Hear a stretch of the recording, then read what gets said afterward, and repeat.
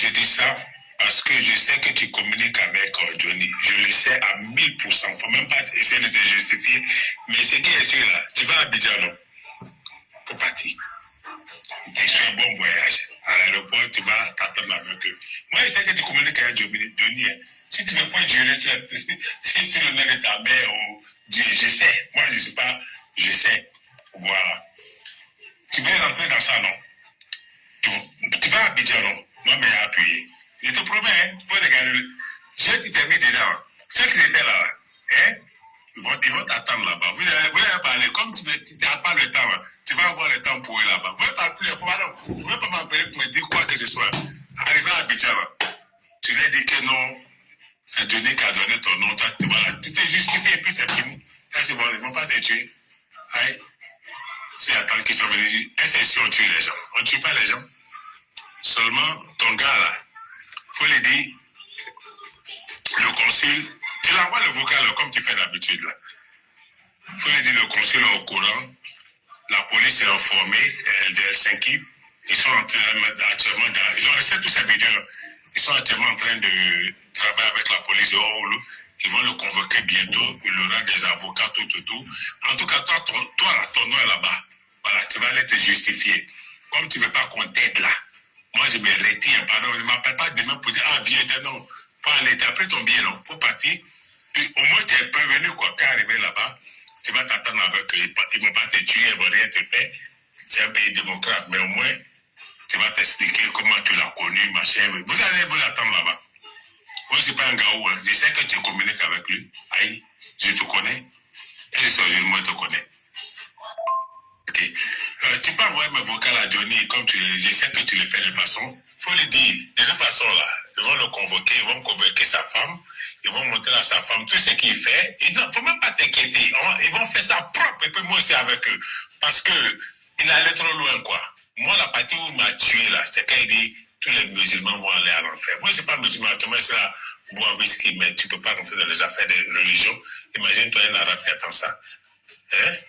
Et puis pourquoi ils mentent même qu'on veut venir le tuer? C'est quel noir? Depuis toi tu viens en Finlande, c'est quel noir ils ont tué? Non? En tout cas, ils vont les serrer. Ils vont les serrer. Ça a été garanti. Et puis peut-être quand même, moi, ça ne parle pas dedans. Mais ils vont le serrer. Ça, envoie-le le vocal. Hein, parce que je sais que tu communiques avec lui.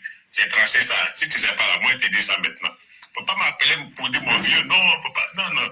On se connaît dans le pays là. Puis je sais, parce que tu ne sais même pas que tu es suivi. Voilà. Il faut regarder les jeux, comment ça va se terminer. Ça va prendre un peu de temps, mais on va gagner cette bataille-là, parce que je me suis mis avec les autres. Voilà. Moi, il ne fait pas semblant, tu me connais. Comme il dit, ça se réalise. Moi, il ne fait pas semblant. C'est là depuis 34 ans. Lui, il est là depuis combien de temps? Tu es là depuis combien de temps? On sait tout, hein. On sait tout. Qu'il y avait un blanc, c'est des policiers, hein. C'est des inspecteurs. Voilà, il faut donner un café vidéo. Voilà. Parce que même quand il va faire normal, il sait ça aussi. Voilà, on veut plus de... Il n'a qu'à gâter à quoi? Il n'a qu'à continuer à gâter. Ça arrange les autorités finlandaises, ça arrange les autorités ivoiriennes. Voilà. Il y a plein de personnes qui ont porté plainte contre lui. Hein. Il y a plein. Hein. Ça va chauffer. C'est pas parce que l'enfant que ça le garantit qu'il va rester ici. Il n'a plus son statut de réfugié.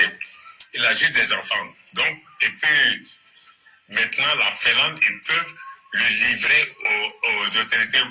Les autorités ivoiriennes, les plaintes, ça arrivait de nouveau de Côte d'Ivoire. Ça va monter en France, de France, ça va passer. La personne qui est venue, ça va faire ça monter jusqu'à ici. Ça a été dit. Ça, en tout cas, moi, je sais que tu communiques avec lui, c'est tout. Je sais que c'est ton gars. Mais moi, je ne vais pas laisser, il va insulter tout le monde. Voilà. Je ne vais pas laisser ça. Regarde, tu es avec lui, non? Il n'y a pas de souci. Regarde sur moi. La famille, est-ce que Johnny Pacheco a préparé un coup d'État? Ou bien qu'est-ce qui se passe? Johnny Pacheco s'est retiré des réseaux sociaux. Johnny dit que lui, a fait des vidéos là, il n'est plus dedans. Lui va s'asseoir, il va se concentrer sur sa vie. Mais, cher frère, il y a une information que je ne comprends pas. Le pouvoir d'Abidjan, malgré que Johnny dit qu'il ne fait plus de vidéos, a fait des politiques, on ne voit plus Johnny parler là. Et ils sont autour de Johnny. Hein. On va écouter un ami de Johnny avec qui il échange souvent. Voilà. Il envoie des audios Et puis il a expliqué l'histoire à cette personne-là. Donc vous allez écouter jusqu'à la fin. La famille, on écoute, c'est parti. La team, vous venez ici d'écouter les audios de M. Amara Doumbouya, qui se fait passer pour un Ivoirien, qui est pourtant d'origine guinéenne. Il porte le même nom du président de la République de Guinée, qui vient d'être élu là-bas, M. Doumbouya, président de la République de Guinée. Amara Doumbouya, que vous parlez, s'est rapproché de Johnny Pacheco. Mais aujourd'hui, il se sert des photos qu'il a fait avec Johnny Pacheco pour montrer au RATP en leur disant « Je peux vous livrer Johnny Pacheco sur un plateau en or si vous me donnez les marchés que je vous demande sur Abidjan. » Et c'est lui qui est en train de mettre tout sur pied pour livrer Johnny Pacheco à tel point qu'il menace même les amis de Johnny Pacheco qui ne peuvent plus partir à Abidjan s'ils ne disent pas où Johnny Pacheco se trouve. Et le gars Johnny, lui, il a pris sa sécurité. Mais ce qu'on ne vous dit pas dans cette affaire, c'est que M. Bli Roselin, proche collaborateur de Charles Blé Goudé, que vous voyez ici, qui a visité Charles Blé Goudé plusieurs fois, qui est même parti à la haie pour la sortie de Charles Blé Goudé. Je vous répète encore, c'est quelqu'un qui prend l'avion pour aller aux Pays-Bas en France comme si on prenait le Baka. C'est en Finlande, lui, il est parti demander asile politique. En réalité, il n'est pas parti demander asile politique. Il est parti commencer à mettre la stratégie en place pour faire tomber Johnny Pacheco. Je ne sais pas si vous comprenez. Monsieur Bli Roselin, proche collaborateur de Monsieur Blé Goudé, est parti en Finlande pour mettre toute une stratégie en place pour faire tomber Johnny Pacheco. Quand il est arrivé, il est parti jusqu'à Olo, où vit Johnny Pacheco. C'est là-bas où il est parti demander asile politique, dans un centre de réfugiés. Mais Johnny Pacheco a eu un septième sens. Comme vous savez, dans la vie, quelque chose peut mal se passer pour votre vie, vous avez un instinct. Un instinct qui vous dit, il faut aller là-bas. Donc tous les jours, Johnny Pacheco dort, mais son corps pèse. Son corps lui dit, il faut aller à ce centre de réfugiés-là. Partir aider les Ivoiriens qui se trouvent là-bas. Les donner à manger, les donner à boire un peu si tu as. Donc voilà Johnny Pacheco qui va porter ses pieds. Il va partir au camp de réfugiés. Pour aller regarder, est-ce qu'il y a des Ivoiriens dans ce camp-là? S'il y en a, je vais leur donner un peu de sous, ils vont manger. Je vais leur donner un peu des choses que j'ai pour les aider. Parce que quand on est déjà arrivé, qu'on se sent bien de temps en temps, il faut partir aider ceux qui se cherchent encore quand vous avez des faits quelque part. Le monsieur n'a pas oublié d'où il vient, c'est ça il est parti faire. Donc quand il arrive, il demande, est-ce qu'il y a des Ivoiriens ici? Les gens qui vont trouver vont dire, oui, il y a des Ivoiriens ici. On donne les contacts des Ivoiriens. Mais au moment maintenant où il a le contact de M. Bli Roselin, proche collaborateur de Blé Goudé, il a son contact, il appelle Bli Roselin l'évite. Bli Roselin fait tout pour ne pas. Il lui dit, mais frère, tu es un Ivoirien, moi je t'appelle parce que j'ai besoin de t'aider, tu as peur de quoi? Laisse, on va se voir, moi je suis ici depuis tout ça, le monsieur il va t'aider. Déjà, Bli Roselin, lui il sait pourquoi il est là. Donc il évite Johnny Pacheco. Donc c'est comme ça, un jour, dans la nuit, Johnny Pacheco l'appelle, ah bah tiens, où et tout ça, il était coincé quelque part, bah Johnny Pacheco était dans la voiture, il est parti le chercher en même temps, ils sont partis à la plage pour discuter. Et bim, et Johnny Pacheco, lui, il ne le connaissait pas. Il ne connaissait pas Bli Roselin, c'était le collaborateur de Charles Blé Goudé. Mais Bli Roselin, lui, pensait que Johnny Pacheco le connaissait. Donc il s'est présenté en même temps à Johnny Pacheco, je suis tel de Charles Blé Goudé, tel. Et c'est où Johnny Pacheco a dit, merci. C'est dans quoi je suis. Je viens de me retrouver en face du proche collaborateur de Charles Blé Goudé. Et en faisant ses recherches, Johnny Pacheco se rend compte qu'en réalité, Bli Roselin, c'est un proche collaborateur, c'est un fidèle des fidèles de Blé Goudé. C'est quelqu'un qui jure au nom de Blé Goudé, c'est quelqu'un qui vit pour Blé Goudé. C'est quelqu'un qui vit pour Blé Goudé. Et c'est lui-même, M. Bli Roselin, qui est en train d'organiser aujourd'hui la rencontre de l'ambassadeur de Côte d'Ivoire qui va s'installer, n'est-ce pas, en Finlande, avec les Ivoiriens qui se trouvent là-bas. En réalité, Charles Blé Goudé travaille pour Téné Birahima Ouattara pour faire tomber Johnny Pacheco, comme d'ailleurs il a toujours travaillé depuis le début avec Téné Birahima Ouattara. C'est donc lui qui a envoyé M. Bli Roselin en Finlande aller s'installer, prendre une maison. Maintenant, Bli Roselin ne va plus vivre à l'hôtel qu'il est en Finlande, il va vivre dans sa propre maison. Comme ça, les encagoulés de Draman, quand ils vont arriver, ils ne vont plus se loger à l'hôtel. Ils vont automatiquement se loger chez lui où ils ne pourront pas être suivis. Parce que vous savez, quand vous vivez en Europe et que vous prenez l'hôtel quelque part, là, même si vous prenez l'hôtel là, vous pouvez être suivi et localisé à tout moment. Mais quand vous entrez, on ne connaît pas l'adresse que vous allez partir vivre, que vous partez vivre dans une maison privée, bah, automatiquement, vous ne pouvez pas être suivi. Vous pouvez donc préparer tous vos plans et partir les mettre en place sans que personne ne sache où vous êtes. Donc, Blé Roselin aujourd'hui va permettre au RHDP d'avoir une zone de chute pour atteindre monsieur Johnny Pacheco depuis sa position à Oulu. C'est pourquoi il a laissé tout le pays de la Finlande là. C'est à Oulu, il est parti demander asile politique. Asile là, il a eu, et puis il a 3 ans d'asile politique. Et c'est aussi pour cette raison qu'il a tellement évité Johnny Pacheco quand Johnny Pacheco l'appelait. Donc Johnny Pacheco s'est donc rendu compte, quand il a parlé avec lui, qu'en réalité, c'est un proche collaborateur de Charles Blé Goudé. En s'informant maintenant, Johnny Pacheco est remonté aux sources.